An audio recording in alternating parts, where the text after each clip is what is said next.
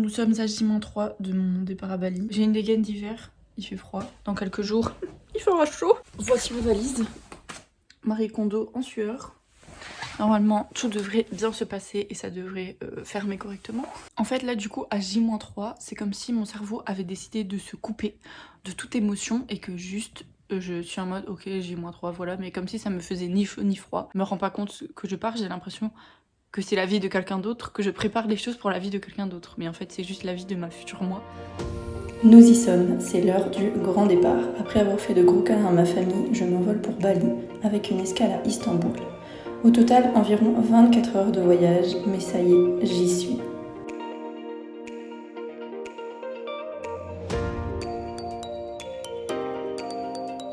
Me voici bien arrivée à Canggu, du coup j'ai passé ma première nuit. Aujourd'hui nous sommes le mardi 31 janvier.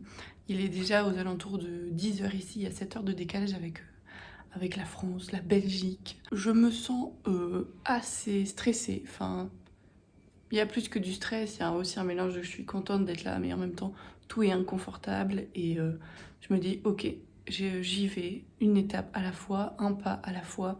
La première étape ça va être d'aller trouver une carte SIM pour mon téléphone. Ensuite d'aller acheter des bouteilles d'eau parce que l'eau n'est pas potable ici et je crève de soif. Et puis après voilà, de trouver un endroit pour manger. Voilà, maintenant je me dis en fait où est-ce que j'ai été me foutre clairement, mais en même temps je sais que c'est une très belle opportunité que je m'accorde, mais voilà, d'être là maintenant dans la réalité, de me dire bah voilà, te voilà où tu voulais être.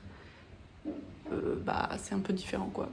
Canggu est une ville vraiment touristique. Je le savais en venant ici et je pensais que ça me plairait. Je vous montre de belles images de la ville pendant que je vous raconte. En fait, il y a beaucoup de touristes et d'ailleurs, tout est fait pour. C'est assez européanisé en fait, pas très typique quoi.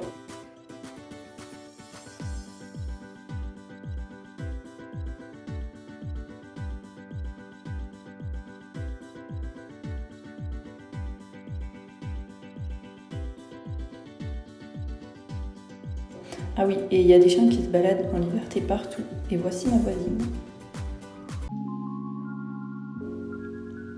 Et bien ça, c'est moi en train de me la couler douce dans la piscine. Plutôt sympa, n'est-ce pas?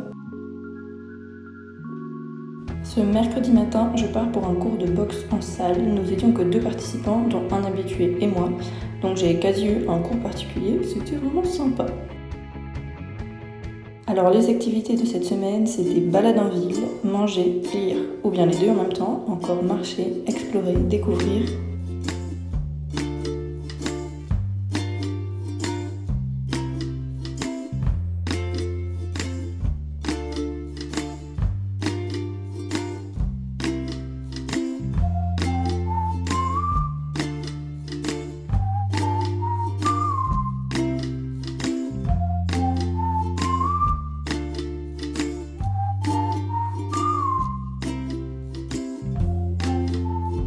Et aussi travailler, car si je veux rester ici un minimum de temps, mon entreprise doit continuer à tourner.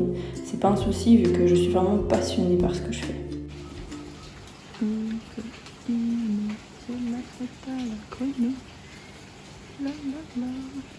Cette semaine est passée assez rapidement.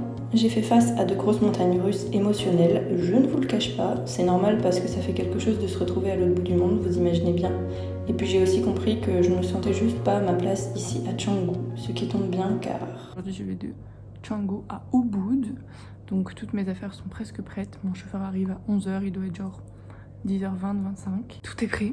En tout cas j'ai passé un chouette séjour dans cette chambre, très agréable. Je recommande, c'était, je vous le mets là, Anik Homestay. Très bien, j'ai payé 136 € pour la semaine je pense. J'avais ma chambre, ma salle de bain, il y a une piscine, il y a une cuisine partagée et je pense qu'il n'y a que 6 chambres au total donc il fait très calme. Et le personnel est assez sympa. Les draps et les essuies sentaient bon, franchement c'était très bien.